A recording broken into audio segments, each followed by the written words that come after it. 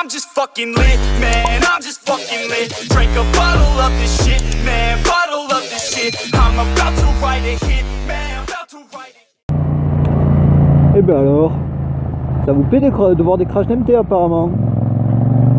Non mais bande de filous. Ah là là. Et effectivement, du coup je vais revenir sur le crash de la MT, hein, sur la sortie de route qu'on a fait. Donc déjà, je vais vous remercier pour... hop là, attention, tu cours toi. Je peux pas monter sur le trottoir. Déjà je voulais vous remercier pour du coup le buzz. Elle n'a pas fait un buzz, mais là au moment où je tourne la vidéo, on a passé les 18 000 vues. Donc 18 000 vues, c'est juste énorme. Si je vous raconte l'histoire, en fait, la vidéo m'a été proposée chez un ami, chez qui on regardait, on était sur YouTube, sur sa télé, et il était abonné à moi. Et du coup, ma vidéo lui est proposée. Je crache ma MT, la vidéo est proposée, et là je vois 4 vues. Je me dis, ben merde, non, enfin, elle avait fait une centaine de vues quelques jours auparavant, on était à une centaine de vues, je comprends pas. Je sais pas pourquoi ça a fait ça, merde, il y a un bug, tu vois. Il y a un bug, toutes mes vidéos étaient à une centaine de vues, c'est déjà plus que pas mal. J'avais une centaine de vues pour une dizaine d'abonnés que je ne connaissais pas, hein. J'avais que 2-3 amis abonnés, c'est vraiment pour le fun que je faisais ça. Enfin, que je fais ça d'ailleurs, c'est pour le fun du montage, parce que j'adore faire les montages. Et là, putain, je vois 4 vues, je suis là, merde et tout, comment ça se fait? Et on clique sur la vidéo, et là, c'était pas 4 vues, mais 4K, donc 4000 vues. Je me suis dit, waouh, il y avait une vingtaine de commentaires, 4000 vues. J'ai vu que j'étais à plus d'une soixantaine d'abonnés. J'ai dit, mais qu'est-ce qui se passe? Enfin, j'ai pas compris. Alors, où je tourne la vidéo, on est à, du coup, on vient de passer les 200 abonnés. On vient de passer les 200 abonnés et la vidéo du coup a passé les 18 000 vues. Donc c'est juste un truc de dingue. Donc, je tenais déjà à vous remercier aussi pour tous les commentaires, je vais y revenir. C'est parce que réellement tous les commentaires c'était quand même relativement, non pas relativement, ils étaient tous très bien. J'ai lu tous vos commentaires, j'ai essayé d'y répondre au plus possible parce qu'il y en avait quand même. J'ai une vie à côté, hein, donc répondre à... Je crois qu'il y avait quasiment 100 commentaires, il y en avait 80 je crois, un truc comme ça. Donc c'est quand même, c'est long, ça prend du temps. Essayez de tous les liker et répondre à tout le monde. Donc déjà merci beaucoup pour tout ça, merci pour les abonnés, merci pour les vues. Donc du coup là on va aller à la Cité de l'Espace, lieu emblématique de Toulouse, hein, vu que vous avez vu qu'en ce moment je roule pas mal sur Toulouse. Donc pour les questions, je ferai je pense une vidéo de présentation. Dites-le moi en commentaire si ça vous dirait une vidéo de présentation. Allez-y. Mais je pense que ouais, je ferai une vidéo de présentation. Je ferai une vidéo de présentation pour vous dire effectivement qui je suis. Hein. C'est en quoi je roule, on va le voir de suite, c'est un MT-07. Mais j'ai vu pas mal de commentaires aussi qui me demandaient la marque des rétros, qui me demandaient pas mal de questions sur la moto, de présenter la moto. Donc si ça vous dit, pareil, dites-le en commentaire, mais je pense que je ferai une vidéo là-dessus parce que ça fait plusieurs fois que j'y réponds. Donc je pense que je ferai une vidéo complète. Et là on va aller à la Cité de l'Espace, effectivement, voir que je vous parle un peu des dégâts sur la moto, l'étendue des dégâts sur la moto. Alors est-ce qu'on a une belle vue? Parce que le but c'est d'avoir une belle vue sur la Cité de l'Espace. Est-ce que là on a une belle vue? Est-ce que là on a une belle vue? On voit la cité. Ah, on va être caché par les arbres je pense. Attendez, je sais, on va aller sur le parking. On va directement aller sur le parking de la Cité de l'Espace, qu'est-ce que je vous dise? Au moins on la verra bien. Du coup je vais revenir sur les dégâts corporels du coup qu'on a eu. Bon, ils sont moindres. Je vais revenir sur les dégâts de la moto. Il n'y en a pas eu non plus énormément. Revenir sur la chute, les pourquoi du comment de la chute. Bon, on va commencer par ça, écoutez. Ça fait du coup là, sans compter, allez, en comptant le mois de l'accident là, j'ai eu l'accident il y a 3 semaines, en comptant du coup les 3-4 semaines de l'accident, ça fait 6 mois que j'ai le permis.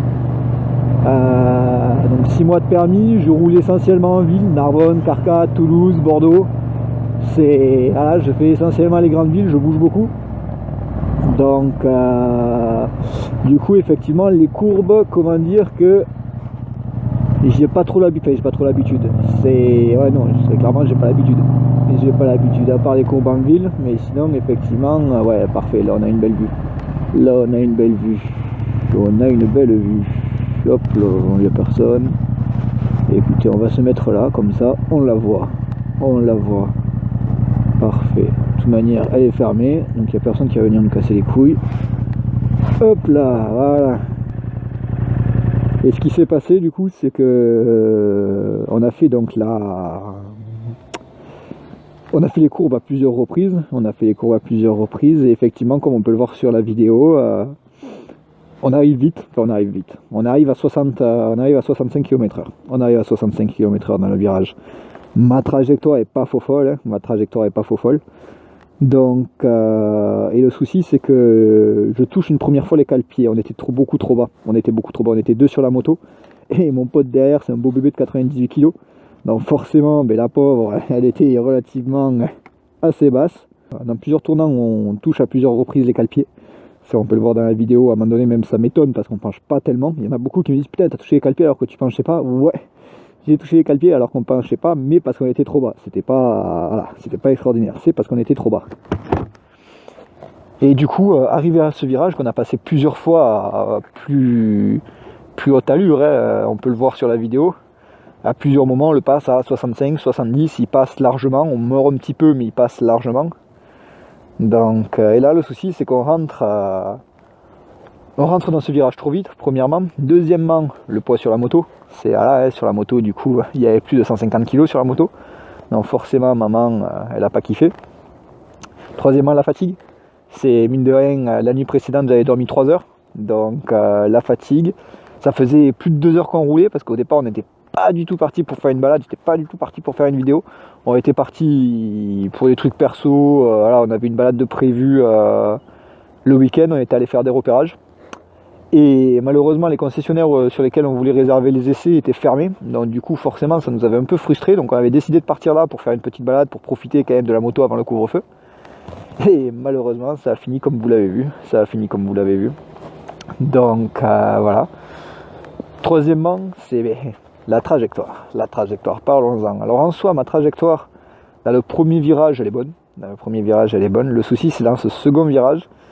Je suis un peu trop sur l'extérieur, je vais vous passer la vidéo au ralenti, je suis un peu trop sur l'extérieur et ça se voit pas trop, mais à ce moment-là, je touche les cale-pieds. À ce moment-là, je touche une première fois les cale-pieds. Ça continue, je redresse et là dans ma tête, je me dis, ben non, il faut pas que tu redresses, si tu redresses, tu tapes tout droit et du coup, on se prend le terre-plein central qui est en face. Et là, je repenche, le souci c'est qu'on le voit, je repenche sur la ligne médiane. Et là, je touche les cale-pieds une seconde de fois. Ça me fait peur. Et là, malheureusement, on est sur la voie d'en face. Et la seule solution, soit c'est de pencher et d'accélérer, d'ouvrir les gaz à fond et de pencher comme dans forêt. Malheureusement, comme je vous l'ai dit, en 5 mois de permis, c'est un peu compliqué, effectivement. On se le sent pas trop. Soit, c'est de finir au tas. Mais je vais vous mettre une photo. Nope. Parce qu'on ne le voit pas du tout sur la vidéo. Mais dans le buisson, il y a un énorme trottoir. Mais quand je dis trottoir, c'est genre ça. Voilà, exactement. C'est des trottoirs comme ça.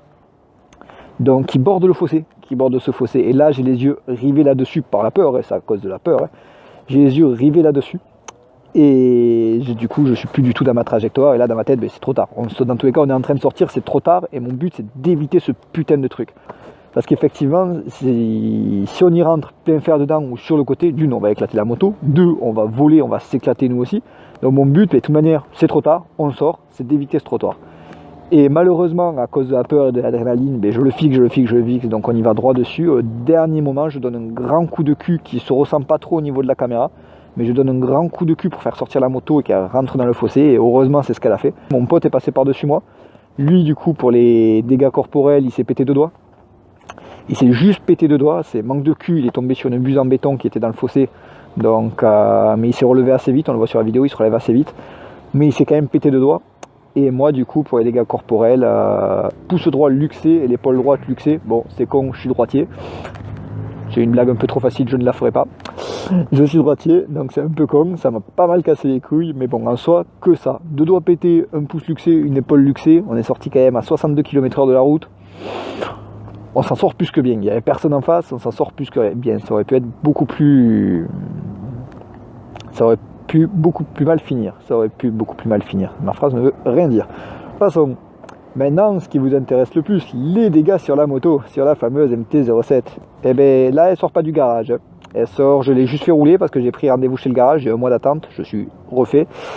Donc elle est comme le jour de l'accident, d'ailleurs on peut la voir, elle n'est pas extrêmement propre, il faut que je la nettoie quand même avant de l'envoyer au garage. Ben voilà, elle est dans l'état. Elle est dans l'état, donc comme vous pouvez le voir, il n'y a pas grand chose, tout fonctionne. Les seuls trucs, voilà, c'est là, c'est rayé, ici c'est rayé, c'est un peu rayé. Les rétros, bon en soi ils sont un peu rayés, mais rien de méchant. Là par contre effectivement il y a pas mal de rayures, mais bon en soi un coup de polish ça devrait aller. Au pire la pièce, mon branle c'est du plastique, je la change. Le logo un peu rayé, mais en soi c'est pas du tout rayé. Bon là c'est sale, c'est pas abîmé. Le moteur il a rien, le pot, la ligne Acra, elle a rien, elle est même pas rayée. Ah si, hop, je mens, elle a une petite rayure là en cul. Je mens, elle a une petite rayure, je l'avais pas vu, elle a une toute petite rayure ici. Bon, ça fait chier, mais bon en soi c'est rien de méchant. Donc la ligne elle a rien, elle a pas bougé, elle a rien du tout. Rien n'est pété, le pare-bout il est pas pété, rien n'est pété. Donc on a refixé les rétros, les poignées arrière avaient un peu bougé forcément, on a refixé les poignées arrière, et c'est tout. Donc il y a le frein arrière qui fait un bruit bizarre, bon on va l'allumer, voir, je viens de m'en rendre compte, voir si effectivement, ouais, voilà, il est allumé en permanence, donc le frein arrière effectivement fait cloc-cloc quand je freine de l'arrière et est allumé en permanence, ça c'est un peu chiant, donc je pense qu'il y a un souci au frein arrière forcément. Mais en soi c'est tout. Donc comme vous avez pu le voir, elle roule.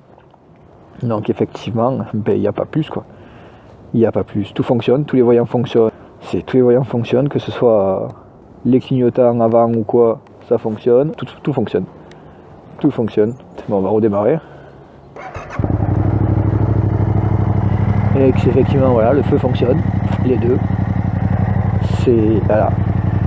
Donc à part des rayures, elle n'a rien. Le pot, il ronronne parfaitement. Donc à part des rayures, elle n'a rien du tout.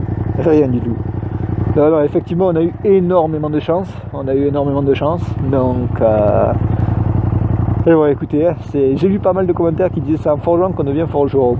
Effectivement, c'est pas faux. J'espère pas forger beaucoup quand même, parce que ça me ferait chier de la tomber régulièrement. Mais ouais, vous voyez, pour le frein, du coup, je sens pas du tout. Elle freine pas, je veux dire, je suis pas gêné, le frein n'est pas bloqué. Là, je recule sans forcer. C'est vraiment, je pense qu'il y a peut-être un fil, ça a peut-être bougé à l'intérieur, sous la selle. Bon, dans tous les cas, elle est sous garantie, donc Yam me dira ce qu'elle a, Enco. Donc, mais ouais, du coup, voilà, non, elle fonctionne, il n'y a pas de souci. Du coup, j'ai rendez-vous au garage là bientôt. Ils avaient un mois d'attente, donc j'ai rendez-vous au garage bientôt. Mais en soi, je pense pas qu'il y ait beaucoup de pièces à remplacer, quoi. Essentiellement, voilà, le frein arrière, parce que le frein avant, si on freine, il freine, il n'y a pas de souci. Donc le frein arrière, je le teste pas parce qu'effectivement, il fait cloc-cloc. J'ai pas envie d'abîmer plus que ce qu'il est peut-être abîmé déjà.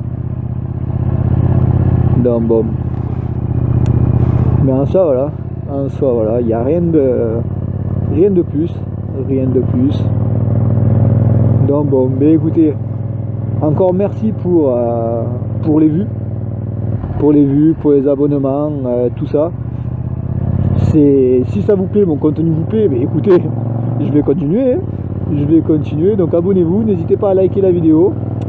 Je vous dis, si vous voulez une vidéo présentation complète de la MT, la marque des rétros, même si bon, comme j'ai dit à beaucoup, je les conseille pas forcément, la marque des rétros, marque du pot, même si je l'ai dit, combien je l'ai payé, combien elle me coûte ou quoi, n'hésitez pas, je ferai peut-être une vidéo présentation complète pour la MT. Vidéo de présentation, dans tous les cas, dès qu'elle est réparée, je remonte en selle et je vous filme des nouvelles balades. Là, j'ai un essai qui est prévu sur la Triumph Trident, la nouvelle Trident. Il me tarde de vous filmer ça, parce que ça va être une tuerie cette moto. Donc bon, écoutez, si la vidéo vous a plu, n'oubliez pas de vous abonner, de lâcher un like, mettez un commentaire, ça fait toujours plaisir. Et je vous laisse et on se revoit dans une prochaine vidéo. You don't know the game, you keep mentioning my name. We don't like what you say. I don't give a fuck. Y'all can suck my dick.